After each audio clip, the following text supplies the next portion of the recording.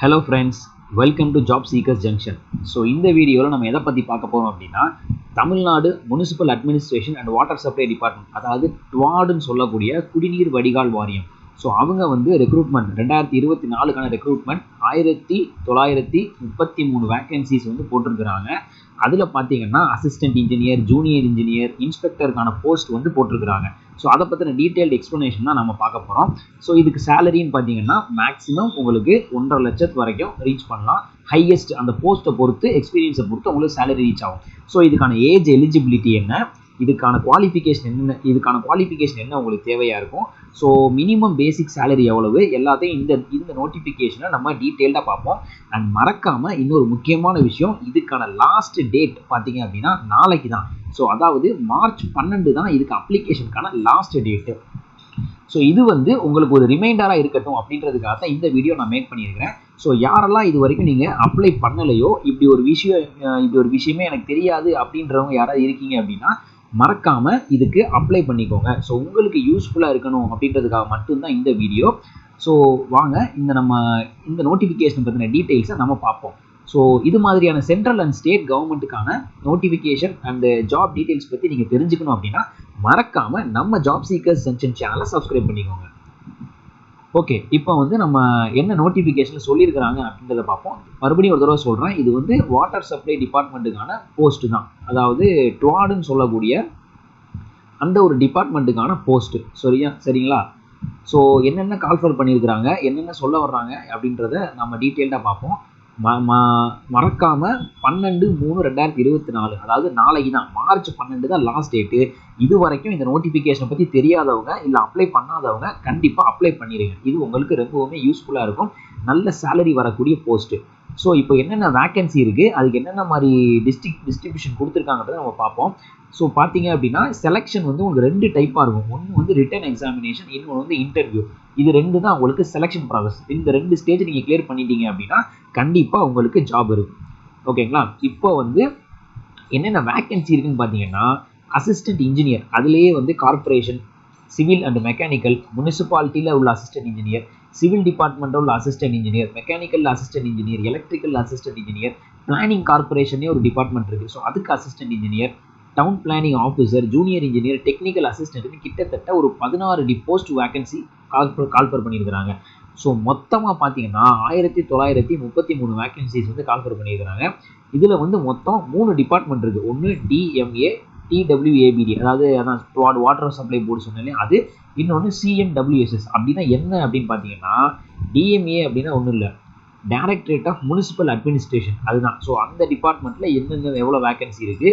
டிடபிள்யூஏபிடினா Tamil Nadu water supply and drainage board, அதாவது இப்போது உங்கள் ஏரியாவில் வந்து ஒரு கார்பரேஷன் வாட்டர் வர்றதுக்கு ஒரு தண்ணி வசதி இருக்கும். ஸோ அதை பண்ணி கொடுக்குறது இந்த டிபார்ட்மெண்ட் தான். ஸோ வெளியில் வர்ற ட்ரைனேஜ் ஃபெசிலிட்டிஸ் இருக்கும், சாக்கடை ஓடும் இல்லையா, ஸோ அதை ரெடி பண்ணி கொடுக்குறது இந்த டிபார்ட்மெண்ட் தான். ஸோ அந்த டிபார்ட்மெண்ட்லேயும் ஒரு சில வேக்கன்சிஸ் இருக்குது. அது என்ன மாதிரியான வேக்கன்சிஸ் நம்ம பார்ப்போம். அண்ட் அடுத்து என்னென்னு பார்த்தீங்கன்னா Chennai metropolitan water supply, Chennai வந்து அங்கே வாட்டர் சப்ளைக்கும் அங்கே உள்ள அந்த சாக்கடை கழிவுநீர் வடிகால் வசதிக்கும் என்ன மாதிரியான வேக்கன்சிஸ் கால்ஃபர் பண்ணி, ஸோ இது 3 தான் அவங்க டோட்டலாக கால்ஃபர் பண்ணியிருக்கிறது. ஸோ அது என்னன்றதை நம்ம பார்த்துருவோம். ஸோ அதுக்கு முன்னாடி பார்த்தீங்கன்னா இந்த அசிஸ்டன்ட் இன்ஜினியருக்கு மட்டும் சேலரி பார்த்தீங்கன்னா மினிமம் உங்களுக்கு 37,700 ரூபாய், அப்ராக்சிமேட்டாக 38,000 வச்சுக்கோங்களேன். அதிலிருந்து மேக்ஸிமம் 1.5 லட்சம் வரைக்கும் உங்களுக்கு சம்பளம் இருக்குங்க. ஸோ தாராளமாக நீங்கள் வந்து ஒரு இந்த போஸ்ட்டுக்கு அப்ளை பண்ணுறீங்க அப்படின்னா, எலிஜிபிலிட்டி அப்படின்னா இதுக்கு அப்ளை பண்ணிக்கோங்க. ஸோ அதுக்கான எஜுகேஷன் குவாலிஃபிகேஷன், ஏஜ் லிமிட் என்னன்றதை நம்ம அப்கமிங்கில் பார்ப்போம். ஸோ அடுத்து டவுன் பிளானிங் ஆஃபீஸர்னு ஒரு போஸ்ட் சொல்லியிருந்தாங்க இல்லையா, அதுவும் பிளானிங் முனிசிபாலிட்டியில் வரக்கூடிய ஒரு ஜாப் தான் இது. அதுக்கு பார்த்தீங்கன்னா மினிமம் 35,000 மேக்ஸிமம் அதுக்கும் 1.5 லட்சம் ரூபாய் வரைக்கும் உங்களுக்கு சம்பளம் இருக்கும். ஸோ இதுக்கெல்லாம் பார்த்தீங்கன்னா மேக்ஸிமம் எனக்கு தெரிஞ்சு ஒரு டிகிரி ஹோல்டராக இருக்கணும் அப்படின்னு நினைக்கிறேன். ஏன்னா அப்போ தான் உங்களுக்கு எவ்வளோ சேலரி வரும். ஸோ அதே மாதிரி அடுத்து பார்த்தீங்கன்னா டெக்னிக்கல் அசிஸ்டண்ட்டு, டிராட்ஸ்மேன்லேயே உங்களுக்கு கார்பரேஷன் சிட்டியில், முனிசிபாலிட்டியில் என்னென்ன, அதே மாதிரி ஓவர்சீரு, இந்த மாதிரி டிஃப்ரெண்ட் கைண்ட் ஆஃப் போஸ்ட்டுக்கு சொல்லியிருக்கிறாங்க. டவுனில் planning inspector, junior engineer, so அவங்களுக்கும் பார்த்தீங்கன்னா மினிமம் 35,000 மேக்ஸிமம் 1.5 லட்சம் வரைக்கும் உங்களுக்கு சம்பளம் வந்துடும். அதே மாதிரி ஒர்க் இன்ஸ்பெக்டர், அவங்களுக்கு பார்த்தீங்கன்னா 18,000 67,000 ரூபாய் வரைக்கும் சேலரி வரும், லெவல் 5க்கான சேலரி. அதே மாதிரி அடுத்தது சானிடரி இன்ஸ்பெக்டர், அதாவது இந்த ஹெல்த் இன்ஸ்பெக்டர்னு சொல்லுவாங்க. ஸோ அவங்களுக்கு பார்த்தீங்கன்னா 35,000 1.5 லட்சம் வரைக்கும் சேலரி. ஸோ இதுக்கான வேக்கன்சி டிஸ்ட்ரிபியூஷன் ஒவ்வொரு டிபார்ட்மெண்ட்லையும் இந்த போஸ்டிங் வேக்கன்ட் இருக்கும். ஸோ அதுக்கு எவ்வளோ வேக்கன்சின்றது இங்கே மென்ஷன் பண்ணியிருக்கிறாங்க. ஓகேங்களா? ஸோ அது என்னன்றதை நீங்கள் பார்த்துக்கோங்க. இப்போ அடுத்து வந்து நம்ம என்ன பார்க்க போகிறோம் அப்படின்னா, இங்கே பாருங்கள் 110 வேக்கன்சிஸ் அந்த சானிடரி இன்ஸ்பெக்டர்னு பார்த்தோம் இல்லையா, அது 110 வேக்கன்சிஸ் வந்து கால்ஃபர் பண்ணியிருக்கிறாங்க. மேபி இந்த வேக்கன்சி இன்க்ரீஸும் ஆகலாம் அப்படின்னு சொல்லியிருக்கிறாங்க. ஓகேங்களா? ஸோ அந்த போஸ்ட்டுக்கு அப்ளை பண்ணுறவங்க பார்த்துக்கோங்க. வேக்கன்சி கம்மியாக இருக்குன்னு நினைக்க வேணாம், கண்டிப்பாக உங்களுக்கு வேக்கன்சி இன்க்ரீஸும் ஆகும் அப்படின்றத சொல்லியிருக்கிறாங்க. ஸோ இப்போ அடுத்து பார்த்தீங்கன்னா டிஸ்ட்ரிபியூஷன் ஆஃப் வேக்கன்சி. மேலே வந்து இவ்வளோ டிபார்ட்மெண்ட் பார்த்தோம்ல, ஸோ இவ்வளோ டிபார்ட்மெண்ட்லையும் ஒவ்வொரு சிட்டிஸில் என்ன மாதிரி வேக்கன்சிஸ் இருக்குன்றதை பார்க்கலாம் அப்படின்னு சொல்கிறாங்க. இப்போ அசிஸ்டன்ட் இன்ஜினியர்னு பார்த்தோம், மொத்தம் 146 வேக்கன்சிஸ் போட்டிருந்தாங்க. மேலே பார்த்தீங்கன்னா தெரியும், அசிஸ்டன்ட் இன்ஜினியர் டோட்டலாக 146 வேக்கன்சி இதை போட்டிருக்காங்க இல்லையா, 146 வேக்கன்சி. இந்த 146 வேக்கன்சியும் எந்தெந்த டிஸ்ட்ரிக்டில் என்னென்ன மாதிரி வருது அப்படின்றத அவங்க பிரித்து கொடுத்துருக்காங்க. கார்பரேஷன், அதாவது ஆவடி, கோயம்புத்தூர், கடலூர், திண்டுக்கல், ஈரோடு, இந்த மாதிரி கார்பரேட் சிட்டிஸ் இருக்கும் இல்லையா, அந்த கார்பரேட் சிட்டிஸில் டோட்டல் வேக்கன்சி எவ்வளோ இருக்குது, அதுலேயும் ஜிடி அப்படின்னா ஒன்றும் இல்லை, category wise general category, SC category, எம்பிசியில் உட்பிரிவுகள் நிறைய இருக்குது, எஸ்சியில் உட்பிரிவு இருக்குது, ஜென்ரல் கேட்டகரி, இந்த மாதிரி ஜாதி வாரியாக எவ்வளோ வேக்கன்சி இருக்குது ஒவ்வொரு டிஸ்ட்ரிக்ட்லையும் கார்பரேட் சிட்டிஸ்லையும் அப்படின்றத இங்கே பிரித்து கொடுத்துருக்காங்க. டோட்டலாக எவ்வளோ வேக்கன்சி இருக்குது அப்படின்னு. ஸோ அதையும் நீங்கள் அந்த போஸ்ட்டுக்கு நீங்கள் அப்ளை பண்ணுறீங்கன்னா அதை பார்த்துக்கோங்க. இப்போ அதே மாதிரி அசிஸ்டன்ட் இன்ஜினியர் பிளானிங் அப்படின்றது 156 வேக்கன்சி இருக்குது. ஸோ அந்த 156 வேக்கன்சிலையும் ஒவ்வொரு டிஸ்ட்ரிக்ட் வாரியாக எவ்வளோ வேக்கன்சி இருக்குன்றதை பிரித்து கொடுத்துருக்குறாங்க. இப்போ அடுத்து பார்த்தீங்கன்னா டெக்னிக்கல் அசிஸ்டண்ட்டில் 257 வேக்கன்சி இருக்குது. ஸோ அந்த 257 வேக்கன்சியும் ஜாதி வாரியா, அதாவது ஜிடினா ஜென்ரல் கேட்டகரி, ஜென்ரல் அப்ளை பண்ணுறவங்க பண்ணிக்கலாம். எம்பிசி, பிசி, பிசிஎம்னா ஒன்றும் இல்லை, முஸ்லீம் கேட்டகரி தான் பிசிஎம்னு மென்ஷன் பண்ணுவாங்க. ஸோ அவங்களுக்கு எவ்வளோ வேக்கன்சிஸ் இருக்குது அப்படின்றத மென்ஷன் பண்ணியிருக்கிறாங்க டிராட்ஸ்மேனுக்கு. ஸோ டோட்டலாக எந்தெந்த ஊரில் எவ்வளோ வேக்கன்சி இருக்குது அதுதான் வந்து உங்களுக்கு தனித்தனியாக பிரித்து கொடுத்துருக்குறாங்க. சானிடரி இன்ஸ்பெக்டர் மேலே பார்த்தோம் இல்லையா, அது வந்து பார்த்தீங்கன்னா இப்போ 238 வேக்கன்சி இருக்குது.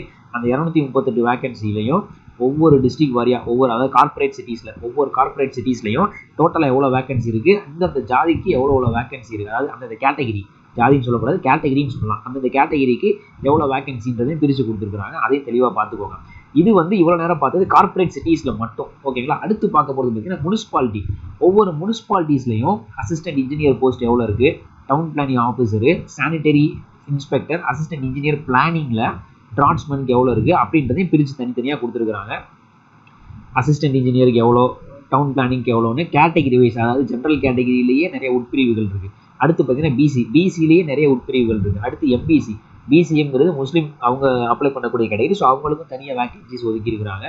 ஸோ இவ்வளோ வேக்கன்சிஸ் வந்து மென்ஷன் பண்ணியிருக்காங்க. ஓகேங்களா? ஸோ அதெல்லாம் என்னன்றது தெளிவாக நீங்கள் எதுக்கு அப்ளை பண்ண போகிறீங்களோ அதுக்கேற்ற மாதிரி நீங்கள் பார்த்துக்கோங்க. அடுத்து பார்த்தீங்கன்னா municipal commissioner is appointing authority of town planning and junior இன்ஜினியருக்கு முனிசிபல் கமிஷனர் தான் வந்து அத்தாரிட்டி. அவங்க தான் வந்து இந்த போஸ்ட்டுக்கு உங்களுக்கு அப்ளை பண்ணக்கூடிய, உங்களுக்கு போஸ்ட்டுக்கு போடக்கூடிய அத்தாரிட்டி அவங்க தான். ஸோ அதுக்கு எந்தெந்த முனிசிபாலிட்டியில் எவ்வளோ வேக்கன்சி இருக்குன்றதையும் அவங்க மென்ஷன் பண்ணியிருக்கிறாங்க. அதாவது ஒன்றும் இல்லை மக்களே, மேலே ஒரு பிடிஎஃப்ல டோட்டலாக வேக்கன்சி பார்த்தோம்ல, அந்த வேக்கன்சிலாம் எந்தெந்த டிஸ்ட்ரிக்டில் எவ்வளோ இருக்குது அப்படின்றத இங்கே மென்ஷன் பண்ணுறாங்க. இப்போ ஜூனியர் இன்ஜினியர் டவுன் பிளானிங்லேயே பார்த்தீங்கன்னா ஒவ்வொரு முனிசிபாலிட்டிலையும் ஒவ்வொரு வேக்கன்சி போட்டிருக்காங்க. ஸோ அது என்ன வந்து என்னென்ன நீங்கள் எந்தெந்த இதுக்கு அப்ளை பண்ண போகிறீங்கன்றதை தெளிவாக டீட்டெயிலாக பார்த்துக்கோங்க. நான் வந்து இந்த பிடிஎஃப்பையும் வந்து டிஸ்கிரிப்ஷனில் நான் வைக்கிறேன். ஸோ உங்களுக்கு இன்டெப்த்தாக நீங்கள் வந்து ஒன்றுன்னா நீங்கள் படிச்சுக்கணும் அப்படின்னு தெரிஞ்சிச்சுன்னா, அதாவது இந்த வேக்கன்சி பற்றி நீங்கள் பார்க்கணும்னு நினச்சிங்கன்னா தாராளமாக நீங்கள் பார்த்துக்கலாம். ஓகேங்களா? ஒர்க் இன்ஸ்பெக்டருக்கு தான் மக்களை நிறைய வேக்கன்சி போகுது. நிறைய டிஸ்ட்ரிக்டில் நிறைய முனிசிபாலிட்டியில் வந்து வேக்கன்சி போட்டுருக்காங்க. கிட்டத்தட்ட பார்த்தீங்கன்னா உங்களுக்கு 367 வேக்கன்சி இருக்குது டோட்டலாக. அது ஒவ்வொரு ஊர் இதுக்கும் பிரித்து கொடுத்துருக்காங்க. இப்போ அசிஸ்டன்ட் இன்ஜினியர் டுவார்டு போர்டில் கார்பரேஷனில் எவ்வளோன்னு பார்த்தோம், முனிசிபாலிட்டிஸில் எவ்வளோன்னு பார்த்தோம். இப்போ டுவார்டில் எவ்வளோ போட்டிருக்காங்க, அசிஸ்டன்ட் இன்ஜினியர், அதாவது சிவில் மெக்கானிக்கல் கம்பைன் பண்ணி assistant engineer and junior engineer. அதுவும் பார்த்தீங்க அப்படின்னா கேட்டகிரி வைஸ் பிரித்து கொடுத்துருக்குறான் எவ்வளோன்னு. ஸோ டோட்டலாக இதில் வந்து 58 வேக்கன்சியும், இதில் 14 வேக்கன்சியும், இதில் 24 வேக்கன்சியும் இருக்குது. அது கேட்டகிரி வைஸ் பிரித்து கொடுத்துருக்குறாங்க. இப்போ சென்னை அடுத்து பார்த்தீங்கன்னா இந்த சிஎம்டபிள்யூன்னு என்ன பார்த்தோம், சென்னை மெட்ரோவில் water supply board.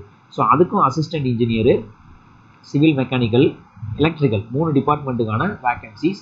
Civil mechanical combine பண்ண வேக்கன்சி, எலக்ட்ரிக்கல் வேக்கன்சி தனியாக. ஸோ அதுக்கு பார்த்தீங்கன்னா 145 வேக்கன்சி, எலக்ட்ரிக்கலுக்கு 71 வேக்கன்சி கொடுத்துருக்காங்க. ஓகேங்களா? இதுதான் டோட்டலாக வேக்கன்சி டிஸ்ட்ரிபியூஷன் உங்களுக்கு கேட்டகிரி வைஸ் பிரித்து கொடுத்துருக்குறாங்க. அது என்னன்றது நீங்கள் இன்டெப்த்தாக நீங்கள் எந்த போஸ்ட்டுக்கு அப்ளை பண்ண போகிறீங்களோ அதை பார்த்துக்கோங்க. ஓகேங்களா. திரும்ப மறக்காமல் முக்கியமான விஷயம் இதுதான், 12ஆம் தேதி அதாவது நாளைக்கு மார்ச் 12 தான் லாஸ்ட் டேட்டு. சாயந்தரம் 5:45 வரைக்கும் தான் நீங்கள் அப்ளிகேஷன் போட முடியும். ஸோ அதுக்குள்ளே யார் யாரெல்லாம் அப்ளை பண்ணலையோ, யார் யாரெல்லாம் எலிஜிபிலிட்டியோ நீங்கள் மறக்காமல் அப்ளை பண்ணிக்கோங்க. ஓகேங்களா. ஸோ அடுத்து பார்த்தீங்கன்னா உங்களுக்கு ரிட்டன் எக்ஸாமுக்கான டேட்டும் அவங்க சொல்லியிருக்கிறாங்க, எப்போ அப்படின்ற டேட்டையும் மென்ஷன் பண்ணியிருக்கிறாங்க. ஸோ பார்த்தீங்க அப்படின்னா சீரியல் நம்பர் அங்கே மேலே வந்து ஒரு set of 16 vacancy 16 post mention பண்ணியிருந்தாங்கல்ல, அந்த 16 போஸ்ட்டில் ஃபஸ்ட்டு 8 போஸ்ட்டு, அதாவது ஜூன் அசிஸ்டன்ட் இன்ஜினியருக்கான போஸ்ட்டுக்கு பார்த்தீங்கன்னா 30ஆம் தேதி, அதாவது 30/6 ஜூன் 30ஆம் தேதி தான் எக்ஸாம் கண்டக்ட் பண்ண போகிறாங்க. ஸோ உங்களுக்கு பார்த்தீங்கன்னா பேப்பர் 1 அண்ட் பேப்பர் 2 அப்படின்னு 2 பேப்பர் வைப்பாங்க. நெக்ஸ்ட்டு பேப்பர் 1 பார்த்தீங்கன்னா அது டிகிரி ஸ்டாண்டர்டில் நீங்கள் என்ன டிகிரியில் அப்ளை பண்ணிருக்கீங்க, சிவிலோ மெக்கானிக்கலோ எலக்ட்ரிக்கலோ, அந்த டிகிரி ஸ்டாண்டர்டில் உங்களுக்கு பேப்பர் 1 எக்ஸாம் இருக்கும். பேப்பர் 2ல் பார்த்தீங்கன்னா 2 பார்ட் இருக்குது, பார்ட் ஏ பார்ட் பி அப்படின்னு 2 பார்ட்டாக வச்சுருக்காங்க. பார்ட் ஏல பார்த்தீங்கன்னா தமிழ் எலிஜிபிலிட்டி டெஸ்ட், அதாவது எஸ்எஸ்எல்சி ஸ்டாண்டர்டில் தமிழ் நம்ம படிச்சிருப்போம்ல ஆல்ரெடி, ஸோ அது பேசிக்காக தான் இருக்கும். அதே மாதிரி பார்த்தீங்கன்னா ஜென்ரல் ஸ்டடீஸ், அதாவது உங்கள் டிகிரி ஸ்டாண்டர்டில் கரண்ட் அஃபேர்ஸு, ஸ்டாட்டிக் ஜிகே அந்த மாதிரியெல்லாம் இருக்கும். ஸோ அதுக்கும் பார்த்தீங்கன்னா டேட்டு 30/6 ஒரே நாள் தான் நடக்குது எக்ஸாமு. இது காலையில் இது மதியானம் அப்படி வச்சுருவாங்க எக்ஸாம். ஸோ அடுத்தடுத்த போஸ்ட்டுக்கு பார்த்தீங்கன்னா 29ஆம் தேதி முதல் நாள் நடக்குது, அது 30ஆம் தேதி நடக்குது, இது 29ஆம் தேதி நடக்குது. ஜூன் 29, ஜூன் 30 இதுதான் எக்ஸாமுக்கான டேட்டு. ஓகேங்களா. ஸோ அதை பார்த்துக்கோங்க. இப்போ அடுத்து பார்த்தீங்கன்னா முக்கியமான விஷயம், குவாலிஃபிகேஷன் என்ன, ஏஜ் எலிஜிபிலிட்டி என்னன்றதை நம்ம பார்க்க போகிறோம். ஸோ ஏஜ் என்னன்னு பார்த்தீங்கன்னா 32 வயசு. யாருக்கெல்லாம் அப்படின்னு பார்த்தீங்கன்னா இந்த கேட்டகிரியில் வராத எல்லாருக்கும், அதாவது ஜென்ரல் கேட்டகிரியில் வர்றவங்களுக்கு ஏஜ் லிமிட் பார்த்தீங்கன்னா 32 வயசு மேக்ஸிமம். அது போக எஸ்சி எஸ்டி எம்பிசி பிசிஎம் இதில் வர்றவங்க எல்லாருக்குமே ஏஜ் லிமிட் கிடையாது, நோ ஏஜ் லிமிட் இந்த கேட்டகிரியில் வர்றவங்களுக்கு.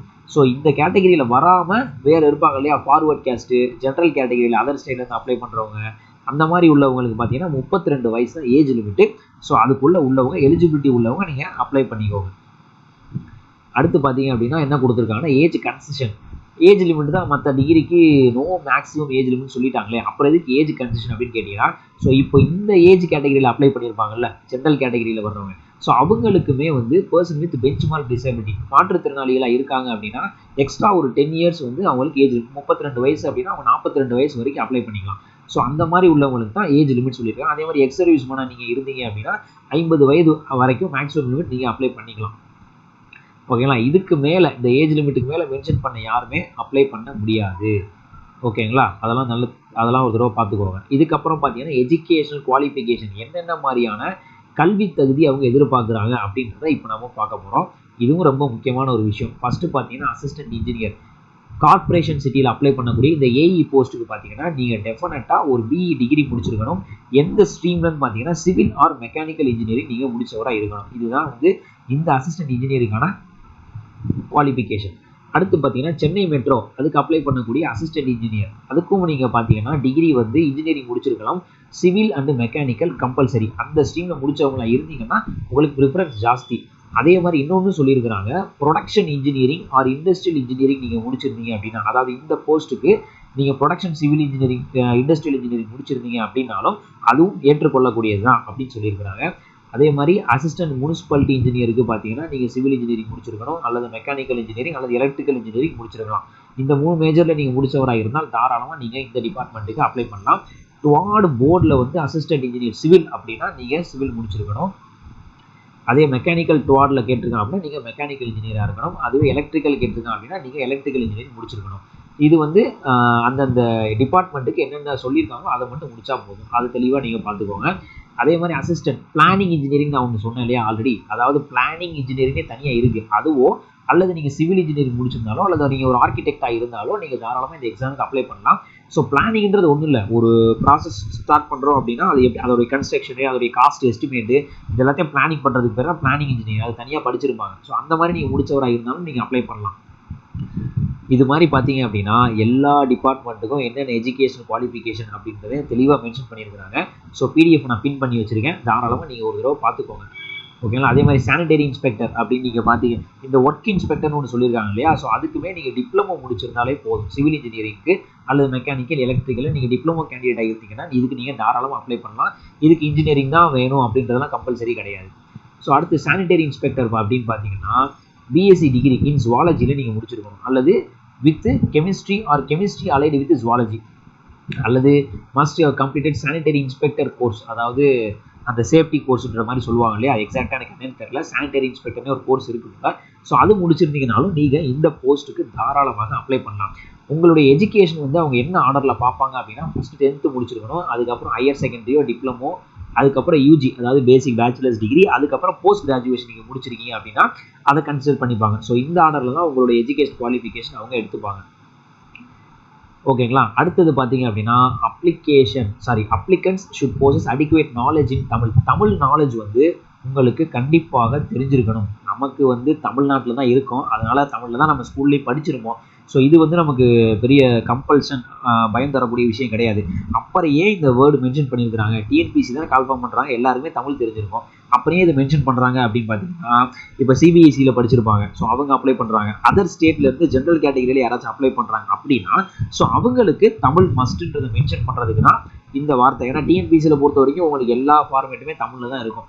ஒரு ஜிஓ பாஸ் பண்ணுறதா இருக்கட்டும், நீங்கள் ஒரு ஃபார்மேட் எழுதி கொடுக்குறதா இருக்கட்டும், எல்லாமே தமிழில் தானே இருக்கும். ஸோ அதனால தான் இந்த வார்த்தையை மென்ஷன் பண்ணியிருக்கிறாங்க, அதை வந்து பார்த்துக்கோங்க. அடுத்து பார்த்தீங்கன்னா சர்டிஃபிகேட் ஆஃப் ஃபிசிக்கல் ஃபிட்னஸ்னோட நீங்கள் வந்து நம்ம போலீஸ் செலெக்ஷனுக்கு கொடுக்குற மாதிரி அப்படி ஃபிட்னஸ் எதிர்பார்ப்பாங்க, அப்படி கிடையாது. உங்களுடைய ஹெல்த் என்னென்ன ஹெல்த் எப்படி இருக்குது, உங்களுடைய விஷுவல் அதாவது கண் பார்வை காது திறன் எப்படி இருக்குது, அந்த மாதிரி ஃபிசிக்கலி நீங்கள் இதா அப்படின்றத ஃபிசிக்கல் சர்டிஃபிகேட் அதுதான். ஸோ அவங்க வந்து ஒரு டெஸ்ட் எடுத்து மெடிக்கல் டெஸ்ட் எடுத்து கொடுக்க சொல்லுவாங்க. ஸோ அதை வந்து நீங்கள் ஜாயினிங் டேட் அப்போ அந்த ஃபிட்னஸ் சர்டிஃபிகேட்டை ப்ரொடியூஸ் பண்ணுற மாதிரி இருக்கும். ஸோ இது வந்து எல்லா டிபார்ட்மெண்ட்லேயும் வர்றதான், இது பெரிய விஷயம்லாம் இல்லை. ஒரு ஹாஸ்பிட்டலில் போய் நீங்கள் ஒரு டாக்டர் ஃபிட்னஸ் சர்டிஃபிகேட் வேணும்னு கேட்டிங்கன்னா அவங்களே வந்து டெஸ்ட் பண்ணி எடுத்து கொடுத்துருவாங்க. ஸோ அவ்வளோதான் மக்களே. அதுக்கப்புறம் பார்த்தீங்கன்னா இந்த கீழே கொடுத்துருக்காங்க பார்த்தீங்களா, இதுதான் அந்த ஃபிட்னஸ் சர்டிஃபிகேட். அதாவது வச்சு தான் நீங்கள் வந்து ஹியர் இம்பேர்டு, லோ விஷனு, இந்த மாதிரி ஏதாவது உங்களுக்கு ப்ராப்ளம் இருக்கா, இல்லை கிளியராக இருக்கீங்களா அப்படின்றத தான் வந்து அவங்க கேட்டிருக்காங்க. கலர் பிளைண்ட்னஸ், அதாவது கலர் வந்து உங்களுக்கு அதாவது இந்த கலர் அப்படின்றது கலர் பிளைண்ட்னஸ் கண்டுபிடிக்க முடியல அப்படின்னாலுமே அது டிஸ்குவாலிஃபைடாக தான் அவங்க எடுத்துப்பேன்னு சொல்கிறாங்க. ஸோ இப்போ அடுத்து பார்த்தீங்க அப்படின்னா என்ன மாதிரியான எக்ஸாமினேஷன், ரிட்டன் எக்ஸாமினேஷன் சொன்னேன் இல்லையா, 2 ஸ்டாண்டர்ட், ஒன்று ரிட்டன் எக்ஸாமினேஷன், இன்னொன்று இன்டர்வியூ இருக்குன்னு சொன்னோம். ஸோ அந்த ரிட்டன் எக்ஸாமினேஷனில் என்னென்ன மாதிரியான எக்ஸாம் மெத்தட் எப்படி இருக்குன்னு பார்ப்போம். மறக்காமல் சொல்கிறேன், இது வந்து ஓஎம்ஆர் தான், ஆஃப்லைன் எக்ஸாம் தான். ஓஎம்ஆரில் தான் நீங்கள் ஷீட்டில் தான் எழுதுகிற மாதிரி இருக்கும். ஸோ எல்லாமே உங்களுக்கு அப்ஜெக்டிவ் டைப் கொஷின்ஸ் தான், ஓகேங்களா. ஸோ 2 பேப்பர் வைக்கிறாங்க, மேலே பார்த்த மாதிரி பேப்பர் 1 அப்படின்னு வைக்கிறாங்க, இன்னொன்று வந்து பார்த்தீங்கன்னா பேப்பர் 2 அப்படின்றது. ஸோ பேப்பர் 1ல் பார்த்தீங்கன்னா நீங்கள் இன்ஜினியரிங் முடிச்சிருக்கீங்க அப்படின்னா அது ரிலேட்டடான கொஷின்ஸ் இருக்கும், பிளானிங் இன்ஜினியரிங்னா அது ரிலேட்டடான கொஷின் இருக்கும், இந்த ஹெல்த் அண்ட் சானிடரி இன்ஸ்பெக்டர்னா அதுக்கேற்ற மாதிரி கொஷின்ஸ் வச்சுருப்பாங்க. டோட்டல் டியூரேஷன் பார்த்தீங்கன்னா 3 ஹவர்ஸ், 300 கொஷின்ஸ் மொத்தம், 300 மார்க்குக்கு மொத்தமாக கொஷின்ஸ் வச்சுருக்காங்க. ஸோ இதில் பார்த்தீங்கன்னா மினிமம் குவாலிஃபைங் மார்க்கு மற்ற கேட்டகரியில் உள்ளவங்களுக்கு 204 மார்க் நீங்கள் எடுக்கணும் 300க்கு. அதுவே எஸ்சி எஸ்டி எம்பிசி பிசிஎம் கேட்டகரியில் இருக்கீங்கன்னா 153 மார்க் நீங்கள் எடுத்தால் போதும். அதாவது 300க்கு 50% ஆஃப் மார்க் நீங்கள் எடுத்தாலே போதும், நீங்கள் பாஸ் அப்படின்னு கன்சிடர் பண்ணிடுவாங்க. ஸோ பேப்பர் 2ல் பார்த்தீங்கன்னா 2 பார்ட் இருக்குது, ஒன்று பார்ட் ஏ, இன்னொன்று பார்ட் பி. பார்ட் ஏல நம்ம ஆல்ரெடி பார்த்த மாதிரி தமிழ் எலிஜிபிலிட்டி டெஸ்ட்டு எஸ்எஸ்சி ஸ்டாண்டர்டில் தான் இருக்கும் உங்களுக்கு, அதாவது 10th பேஸ்டு ஸ்டாண்டர்டில் தான் இருக்கும் உங்களுக்கு, ரொம்ப சிம்பிளாக தான் இருக்கும், ஈஸியாக நீங்கள் மார்க் ஸ்கோர் பண்ணக்கூடிய ஒரு செக்ஷனாகவும் இது கண்டிப்பாக இருக்கும். 150 மார்க்குக்கு உங்களுக்கு இது மட்டுமே வைக்கிறாங்க. ஸோ ஈஸியாக ஸ்கோரிங் ஏரியா இது.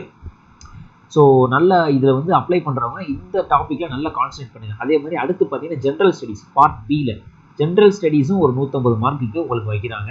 ஸோ இதில் பார்த்தீங்க அப்படின்னா ஜென்ரல் நாலேஜ் மட்டுமே உங்களுக்கு 75 கொஸ்டினும், ஆப்டிடியூடு மென்டல் எபிலிட்டி அதுவும் உங்களுக்கு எஸ்எஸ்சி ஸ்டாண்டர்டில் தான் இருக்கும் 25 கொஸ்டின். ஸோ பேப்பர் 2 வந்து உங்களுக்கு ஒரு ஸ்கோர் பூஸ்டர்னே சொல்லலாம். தமிழ் லாங்குவேஜும் இந்த ஜென்ரல் ஸ்டடீஸும் தான் இருக்குது. ஸோ இது வந்து ஒரு நல்ல ஒரு ஸ்கோர் பூஸ்டர். நீங்கள் ப்ரிப்பேர் பண்ணுறவங்க இந்த டாப்பிக்கில் கொஞ்சம் நல்லா ஃபோக்கஸ் பண்ணிக்கோங்க, ஓகேங்களா. ஆனால் எக்ஸாம் டேட் ஞாபகம் வச்சுக்கோங்க, ஜூன் 30. ஸோ அதுக்குள்ளே இப்போ வந்து மார்ச்சா, ஸோ ஏப்ரல் மே இன்னும் 2 மாதம் டைம் இருக்குது. ஸோ நல்ல தரவாக நீங்கள் ப்ரிப்பேர் பண்ணிங்கன்னா ஈஸியாக நீங்கள் ஸ்கோரை வந்து பூஸ்ட் பண்ணலாம், ஓகேங்களா. ஸோ இவ்வளோ தான் வந்து எக்ஸாம் பேட்டர்ன் எல்லாம் பார்த்தாச்சு. ஸோ இதான் டிப்ளமோ ஸ்டாண்டர்டில் உள்ளவங்களுக்கும் அதே தான், நீங்கள் வந்து உங்களுக்கு அதே எக்ஸாம் பேட்டர்ன் தான், பட் கொஷின்ஸ் மட்டும் கொஞ்சம் மாறும். எதுக்கு அந்தந்த டிகிரிக்கு ஏற்ற மாதிரி கொஷின்ஸ் மாறும். மக்களை இன்னொரு முக்கியமான விஷயம் சொல்ல மறந்துட்டேன், எக்ஸாம்ஸ்க்கு அப்புறம் பார்த்தீங்கன்னா இன்டர்வியூ இருக்குன்னு சொன்னேன் இல்லையா, இன்டர்வியூ எவ்வளோன்னு பார்த்தீங்கன்னா 60 மார்க்குக்கு இருக்கும். ஸோ டோட்டலாக ரிட்டன் எக்ஸாம் அண்ட் இன்டர்வியூ சேர்த்து 510 மார்க்கு. இதில் நம்ம ஃபிக்ஸ் பண்ணுற மினிமம் கட் ஆஃபை வந்து நம்ம கிளியர் பண்ணுற மாதிரி இருக்கும், ஓகேங்களா. ஸோ இவ்வளோ தான் டோட்டலாக எல்லாமே நான் சொல்லிட்டேன். இதுக்கப்புறம் பார்த்தீங்கன்னா எக்ஸாமினேஷன் சென்டர்ஸ், இது நான் ஆல்ரெடி நமக்கு தெரிஞ்சதான், குரூப் 4 எல்லாம் வந்து நம்ம எக்ஸாம் எழுதுகிற மாதிரி தமிழ்நாட்டில் நடக்கிறதுனால உங்களுக்கு எல்லா டிஸ்ட்ரிக்ட்லையும் உங்கள் நியர்பை ரீஜன்லேயே வந்து எங்கெங்கே நீங்கள் இருக்கீங்களோ அங்கேயே உங்களுக்கு வந்து எக்ஸாம்ஸ் கண்டக்ட் பண்ணுவாங்க. ஸோ அதனால் நீங்கள் எந்த ரீஜனோ அங்கே அப்ளை பண்ணி மறக்காமல் போய் எக்ஸாமை அட்டன் பண்ணிடுங்க. அது உங்களுக்கு ரொம்பவே ஹெல்ப்ஃபுல்லாக இருக்கும். ஸோ ஆல்மோஸ்ட் எல்லா டீட்டெயில்ஸுமே நான் சொல்லிட்டேன். இது வந்து பார்த்தீங்க அப்படின்னா முழுக்க உங்களுக்காக மட்டுமே. ஏன்னா இது ஒரு அவேர்னஸ்க்காக நான் சொன்னது தான். ஏன்னா நாளைக்கு தான் எக்ஸாமுக்கான லாஸ்ட் டேட்டு. மறக்காமல் அப்ளை பண்ணிடுங்க. சம்பளம் வந்து பார்த்தீங்கன்னா கிட்டத்தட்ட 1.5 லட்சம். திரும்பவும் ஞாபகப்படுத்துகிறேன், நாளைக்கு லாஸ்ட் டேட்டு. மறக்காமல் இந்த எக்ஸாமுக்கு அப்ளை பண்ணிடுங்க. இது மாதிரியான சென்ட்ரல் அண்ட் ஸ்டேட் கவர்மெண்ட்டுக்கான எக்ஸாம் நோட்டிஃபிகேஷன் நீங்கள் அடிக்கடி கெட் பண்ணணும் அப்படின்னா மறக்காமல் நம்ம சேனலை சப்ஸ்கிரைப் பண்ணிக்கோங்க. தேங்க்யூ.